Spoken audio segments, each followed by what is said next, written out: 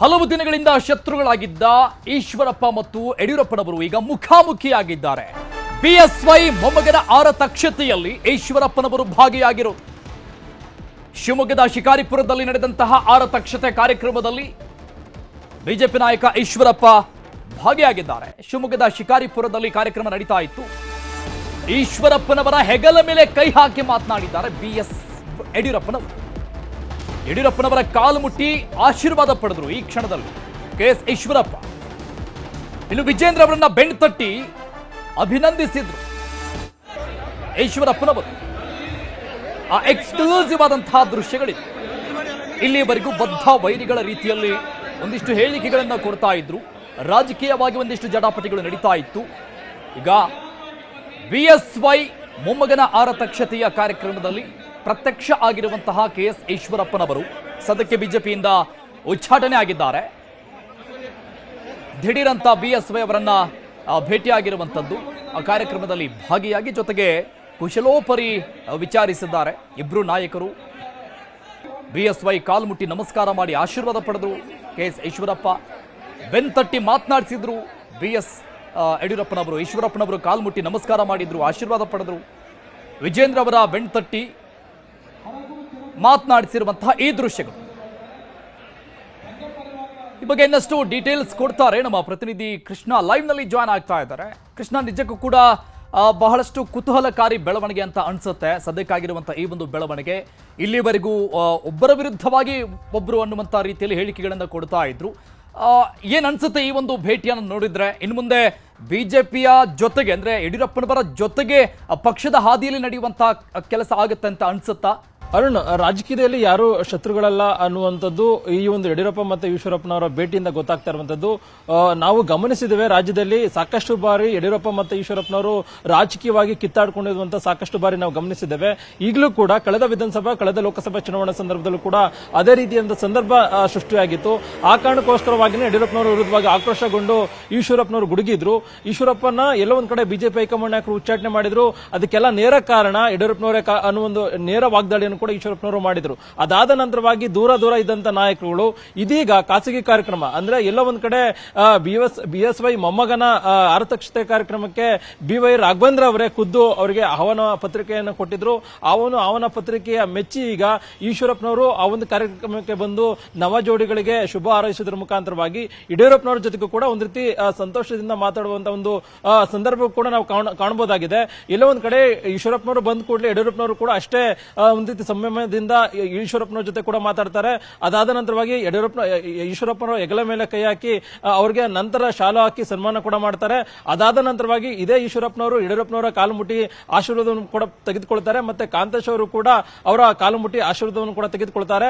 ಅದಾದ ನಂತರವಾಗಿ ಬಿಜೆಪಿ ರಾಜ್ಯಾಧ್ಯಕ್ಷ ಬಿ ವಿಜೇಂದ್ರ ಅವರ ಜೊತೆ ಹೋಗಿ ಮಾತಾಡಿ ಬೆನ್ನು ತಟ್ಟಿ ಮಾತಾಡುವ ಒಂದು ಕೆಲಸವನ್ನು ಕೂಡ ಈಶ್ವರಪ್ಪನವರು ಮಾಡ್ತಾರೆ. ಅರುಣ್, ಮುಖ್ಯವಾಗಿ ಇದು ಖಾಸಗಿ ಕಾರ್ಯಕ್ರಮ ಆದ್ರೂ ಕೂಡ ಇಲ್ಲ ಒಂದ್ ಕಡೆ ಈಶ್ವರಪ್ಪನವರು ಹಿಂದೆ ನಡ್ಕೊಂಡಂತ ರೀತಿ ಏನಿದೆ ಅದು ನಿಜಕ್ಕೂ ಕೂಡ ಎಲ್ಲೊಂದ್ ಕಡೆ ಅದು ವೈಯಕ್ತಿಕ ಸಂಬಂಧನೂ ಕೂಡ ಎಲ್ಲೊಂದ್ ಕಡೆ ಕಿತ್ತಾಕಿದೆ. ಅದನ್ನು ಕೂಡ ರಾಜ್ಯ ರಾಜಕೀಯದಲ್ಲಿ ಕೇಳ್ತಾ ಇತ್ತು. ಯಾಕಂದ್ರೆ ಅಷ್ಟು ನಡವಳಿಕೆಯಿಂದ ಈಶ್ವರಪ್ಪನವರು ನಡ್ಕೊಂಡಿದ್ರು. ಆ ರೀತಿಯಾಗಿ ಯಡಿಯೂರಪ್ಪ ಮತ್ತೆ ಬಿ ವೈ ವಿಜೇಂದ್ರ ಅವರ ವಿರುದ್ಧವಾಗಿ ಈಗ ಎಲ್ಲೊಂದ್ ಕಡೆ ಖಾಸಗಿ ಕಾರ್ಯಕ್ರಮದ ಮುಖಾಂತರವಾಗಿ ಅವರು ಆಹ್ವಾನ ಪತ್ರಿಕೆ ಕೊಟ್ಟ ಕೂಡಲೇ ಅವ್ರನ್ನ ಭೇಟಿ ಮಾಡಿ ಇಷ್ಟು ಸಂತೋಷದಿಂದ ಮಾತಾಡುವಂತದ್ದು. ಬರುವಂತ ದಿನಗಳಲ್ಲಿ ಬಿಜೆಪಿಗೆ ಇನ್ನೂ ಕೂಡ ಈಶ್ವರಪ್ಪನವರು ಹತ್ರ ಆಗ್ತಾರಾ ಅನ್ನೊಂದು ಪ್ರಶ್ನೆ ಈಗ ಸಹಜವಾಗಿ ಉದ್ಭವ ಆಗಿರುವಂತದ್ದು. ಈಗ ಈಶ್ವರಪ್ಪನವರು ಯಾವುದೇ ಒಂದು ರಾಜಕೀಯ ಪಾರ್ಟಿಲಿಲ್ಲ, ಬದಲಾಗಿ ಒಂದು ಸ್ವತಂತ್ರವಾಗಿದ್ದಾರೆ. ಯಾಕಂದ್ರೆ ಈಗಾಗಲೇ ಪಕ್ಷದಿಂದ ಉಚ್ಚಾಟನೆಗೊಂಡಿದ್ದಾರೆ. ಮತ್ತೆ ಅವರು ಈಗ ಅತಂತ್ರ ಪರಿಸ್ಥಿತಿಯಲ್ಲೂ ಕೂಡ ಇರುವಂತದ್ದು. ಯಾವಾಗ ಪಕ್ಷದ ನಾಯಕರು ನನ್ನನ್ನು ಕರೆದುಕೊಳ್ತಾರೆ ಅನ್ನೋ ಮನಸ್ಥಿತಿಯಲ್ಲೂ ಕೂಡ ಈಶ್ವರಪ್ಪನವರು ಕಾತರದಿಂದ ಕಾಯ್ತಾ ಇದ್ದಾರೆ. ಇಂತಹ ಸಂದರ್ಭದಲ್ಲಿ ಎಲ್ಲೊಂದ್ ಕಡೆ ಯಡಿಯೂರಪ್ಪ ಮತ್ತೆ ವಿಜೇಂದ್ರ ಅವರ ಭೇಟಿ ಬರುವಂತ ದಿನಗಳಲ್ಲಿ ಎಲ್ಲೊಂದ್ ಕಡೆ ರಾಜಕೀಯವಾಗಿ ಅವ್ರನ್ನ ಹತ್ರ ಮಾಡೋದ್ರ ಮುಖಾಂತರವಾಗಿ ಮತ್ತೆ ಪಕ್ಷಕ್ಕೆ ಕರೆತರುವಂತ ನಿಟ್ಟಿನಲ್ಲಿ ಈ ಒಂದು ಭೇಟಿ ಕಾರಣವಾಗುತ್ತಾ ಅನ್ನೋ ಒಂದು ಪ್ರಶ್ನೆ ಈಗ ಎದುರುವಾಗಿರುವಂತದ್ದು. ಅದೇನೇ ಇದ್ರೂ ಕೂಡ ಈಗ ಖಾಸಗಿ ಕಾರ್ಯಕ್ರಮದ ಮುಖಾಂತರವಾಗಿ ಈ ಯಡಿಯೂರಪ್ಪ ಮತ್ತೆ ಈಶ್ವರಪ್ಪ ಒಂದಾಗಿರುವಂತದ್ದು ಸಹಜವಾಗಿಯೇ ಬರುವಂತ ದಿನಗಳಲ್ಲಿ ರಾಜ್ಯ ರಾಜಕೀಯ ವಲಯದಲ್ಲಿ ಮತ್ತಷ್ಟು ಬದಲಾವಣೆಗಳು ಅಂದ್ರೆ ಈಶ್ವರಪ್ಪನವರು ಮತ್ತೊಮ್ಮೆ ಬಿಜೆಪಿಗೆ ಬಂದರೂ ಕೂಡ ಆಶ್ಚರ್ಯ ಇಲ್ಲ, ಅದು ಯಡಿಯೂರಪ್ಪನವರಿಂದನೇ ಬಂದರೂ ಕೂಡ ಆಶ್ಚರ್ಯ ಇಲ್ಲ ಅನ್ನೋದು ಕೂಡ ಹೇಳಲಾಗ್ತಾ ಇದೆ. ಯಾಕಂದ್ರೆ ಈಶ್ವರಪ್ಪ ರಾಜಕೀಯವಾಗಿ ಅನ್ಯಾಯ ಆಗಿದೆ ಅನ್ನೋ ಕಾರಣಕ್ಕೋಸ್ಕರವಾಗಿ ಅಸಮಾಧಾನಗೊಂಡಿರುವಂತಹ ಸಂದರ್ಭದಲ್ಲಿ ಯಡಿಯೂರಪ್ಪನವರು ಅದೆಲ್ಲವನ್ನೂ ಕೂಡ ಈಗ ಮರೆತು ಈಶ್ವರಪ್ಪನವರ ಜೊತೆಗೆ ಅತ್ಯಂತ ಸಂತೋಷದಿಂದ ಮಾತಾಡಿರುವಂತದ್ದು. ಬರುವಂತಹ ದಿನಗಳಲ್ಲಿ ಇನ್ನೂ ಕೂಡ ಈಶ್ವರಪ್ಪನವರು ಬಿಜೆಪಿಗೆ ಹತ್ತಿರವಾಗುವಂತ ಸಾಧ್ಯತೆ ಕೂಡ ಇರುವಂತದ್ದು. ಅರುಣ್, ಓಕೆ ಕೃಷ್ಣ, ಈ ರಾಜ್ಯ ಬಿಜೆಪಿಗೆ ಅಷ್ಟೇ ಅಲ್ಲದೆ ಕೇಂದ್ರದ ನಾಯಕರಿಗೂ ಕೂಡ ಖುಷಿಯಾದಂಥ ವಿಚಾರ ಇದು. ಯಾಕಂದ್ರೆ ಸದ್ಯಕ್ಕೆ ರಾಜ್ಯದಲ್ಲಿರುವಂತಹ ಬಿಜೆಪಿಯ ಇಂತಹ ಪರಿಸ್ಥಿತಿಯಲ್ಲಿ ಇಬ್ಬರು ದಿಗ್ಗಜ ನಾಯಕರು ಈ ರೀತಿಯಾಗಿ ಭೇಟಿಯಾಗ್ತಾರೆ ಮತ್ತೆ ಕೂಡ್ತಾರೆ ಅನ್ನುವಂಥ ವಿಚಾರ ಸಹಜವಾಗಿ ಖುಷಿ ಕೊಟ್ಟಿರುತ್ತೆ ಟೋಟಲ್ ಬಿಜೆಪಿಗೆ. ಮತ್ತೊಂದು ಪ್ರಮುಖವಾದಂಥ ವಿಚಾರ BY ವಿಜೇಂದ್ರ ಅವರ ರಾಜ್ಯಾಧ್ಯಕ್ಷ ವಿಚಾರಕ್ಕೆ ಸಂಬಂಧಪಟ್ಟಂಗೆ ಬಹಳಷ್ಟು ಮಾತುಗಳು ಟೀಕೆಗಳು ಪಕ್ಷದ ಒಳಗಡೆ ಕೇಳಿ ಬರ್ತಾ ಇತ್ತು. ಈಗ ಈ ಒಂದು ಭೇಟಿಯ ನಂತರದಲ್ಲಿ ವಿಜೇಂದ್ರ ಅವರಿಗೆ ಪರೋಕ್ಷನ ಅಥವಾ ಪ್ರತ್ಯಕ್ಷನ ಒಂದು ರೀತಿಯಾಗಿ ಬೆಂಬಲ ಸಿಕ್ಕಂಗೆ ಆಗತ್ತೆ ಮತ್ತೊಂದಿಷ್ಟು ಹಿರಿಯ ನಾಯಕರದ್ದು ಅಂತ ಅನ್ಸುತ್ತಾ? ಖಂಡಿತವಾಗ್ಲೂ ಅರುಣ್, ಈಗಿರತಕ್ಕಂತ ಪರಿಸ್ಥಿತಿಯಲ್ಲಿ ನಿಜಕ್ಕೂ ಕೂಡ BY ವಿಜೇಂದ್ರ ಅವರಿಗೆ ದೊಡ್ಡ ಮಟ್ಟದ ಬೆಂಬಲ ಅಂತ ಹೇಳಬಹುದು. ಅದ್ರ ಜೊತೆಗೆ ರಾಜ್ಯ ಬಿಜೆಪಿ ಕೂಡ ಎಲ್ಲೋ ಒಂದ್ ಕಡೆ ಅಯ್ಯಂದ ವರ್ಗದ ಸಮುದಾಯ ಎಲ್ಲೋ ಒಂದ್ ಕಡೆ ಈಶ್ವರಪ್ಪನವರ ಮುಖಾಂತರವಾಗಿ ಮತ್ತೆ ಕೈ ಹಿಡಿಯುವಂತ ಸಾಧ್ಯತೆ ಇದೆ. ಯಾಕಂದ್ರೆ ಈಶ್ವರಪ್ಪನವರು ಹೊರಗಡೆ ಹೋದ ಕೂಡಲೇ ಬಿಜೆಪಿಯಿಂದ ಅಯ್ಯಂದ ವರ್ಗ ಕೂಡ ಅಂತರವನ್ನ ಕಾಯ್ದುಕೊಂಡಿರುವಂತದ್ದು.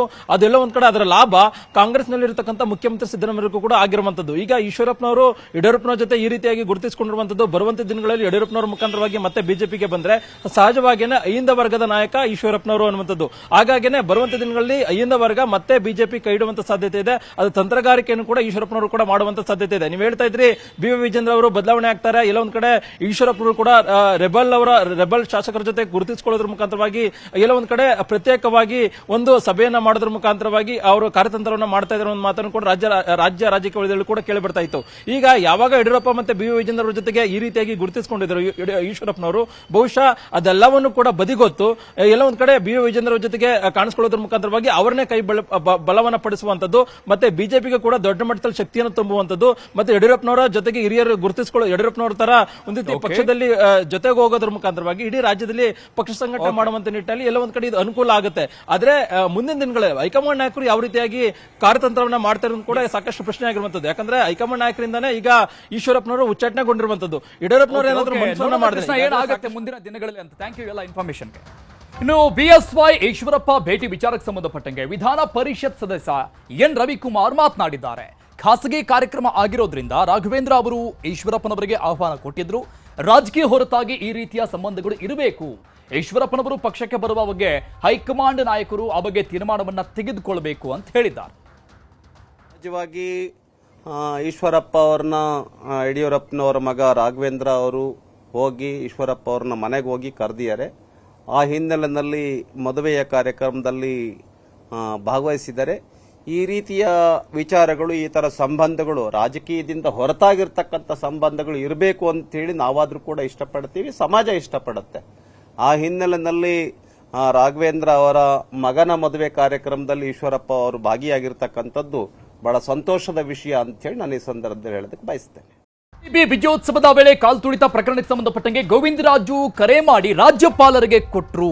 ಆಗ ನಾನು ಹೋಗ್ತಾ ಇದ್ದೀನಿ, ನೀವು ಬನ್ನಿ ಅಂತ ಕರೆದೆ.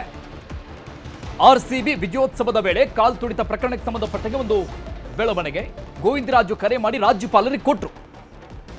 ಆಗ ನಾನು ಹೋಗ್ತಾ ಇದ್ದೀನಿ, ನೀವು ಬನ್ನಿ ಅಂತ ಕರೆದೆ. ರಾಜ್ಯಪಾಲರಿಗೆ ಅಧಿಕೃತ ಆಹ್ವಾನ ಕೊಟ್ಟಿದ್ದು ಯಾರು ಅಂತ ಗೊತ್ತಿಲ್ಲ. ರಾಜ್ಯಪಾಲರು ಅವರಾಗೆ ಬಂದಿದ್ರು ಅಂತ ಹೇಳ್ತಾ ಇದ್ದಾರೆ. ಗೌರಿಬಿದನೂರಲ್ಲಿ CM ಸಿದ್ದರಾಮಯ್ಯನವರು ಕೊಟ್ಟಿರುವಂತಹ ಲೇಟೆಸ್ಟ್ ಹೇಳಿಕೆ ಇದು. RCB ದುರಂತದ ವಿಚಾರಕ್ಕೆ ಸಂಬಂಧಪಟ್ಟಂಗೆ, ಆ ಕಾಲ್ತುಳಿತ ದುರಂತಕ್ಕೆ ಸಂಬಂಧಪಟ್ಟಂಗೆ ಗೌರಿಬಿದನೂರಲ್ಲಿ CM ಸಿದ್ದರಾಮಯ್ಯ ಮಾತನಾಡಿದ್ದಾರೆ. ರಾಜ್ಯಪಾಲರಿಗೆ ಅಧಿಕೃತ ಆಹ್ವಾನ ಯಾರು ಕೊಟ್ಟಿದ್ದು ಗೊತ್ತಿಲ್ಲ, ಅವರಾಗೆ ಬಂದಿದ್ರು. ರಾಜ್ಯಪಾಲರಿಗೆ ಅಧಿಕೃತವಾದಂತಹ ಆಹ್ವಾನ ಸರ್ಕಾರದಿಂದ ಹೋಗಿಲ್ಲ ಅನ್ನುವಂತಹ ಹೇಳಿಕೆಯನ್ನು ಕೊಟ್ಟಿದ್ದಾರೆ. ಗೋವಿಂದರಾಜು ಫೋನ್ ಮಾಡಿ ಕೊಟ್ಟರು ನನಗೆ, ಗವರ್ನರ್ಗೆ. ನಾನು ಹೋಗ್ತಾ ಇದ್ದೀನಿ ವಿಧಾನಸೌಧದ ಮುಂದೆ ನಡೀತಿದ್ದಂತ ಪ್ರೋಗ್ರಾಮ್ಗೆ, ನೀವು ಬರ್ರಿ ಅಂತ ನಾನೇ ಕರೆದೆ. ಯಾರು ಅಲ್ಲಿ ಹೋಗೋದು ನನ್ಗೆ ಗೊತ್ತಿಲ್ಲ, ಅದು ಯಾರು ಕರೆದಿದ್ರು ಅನ್ನೋದು ಗೊತ್ತಿಲ್ಲ. ನಾನ್ ಕರೆದೆ, ನಾನು ಹೋಗ್ತಾ ಇದ್ದೀನಿ, ನೀವು ಬನ್ನಿ ಅಂತ ಕರೆದೆ. ಗೋವಿಂದರಾಜು ಫೋನ್ ಮಾಡಿ ಕೊಟ್ಟರು ನನಗೆ, ಗವರ್ನರ್ಗೆ. ನಾನು ಹೋಗ್ತಾ ಇದ್ದೀನಿ ವಿಧಾನಸೌಧದ ಮುಂದೆ ನಡೀತಿದ್ದಂತ ಪ್ರೋಗ್ರಾಮ್ಗೆ, ನೀವು ಬರ್ರಿ ಅಂತ ನಾನೇ ಕರೆದೆ. ಯಾರು ಅಲ್ಲಿ ಹೋಗೋದು ನನ್ಗೆ ಗೊತ್ತಿಲ್ಲ, ಅದು ಯಾರು ಕರೆದಿದ್ರು ಅನ್ನೋದು ಗೊತ್ತಿಲ್ಲ. ನಾನ್ ಕರೆದೆ, ನಾನು ಹೋಗ್ತಾ ಇದ್ದೀನಿ, ನೀವು ಬನ್ನಿ ಅಂತ ಕರೆದೆ.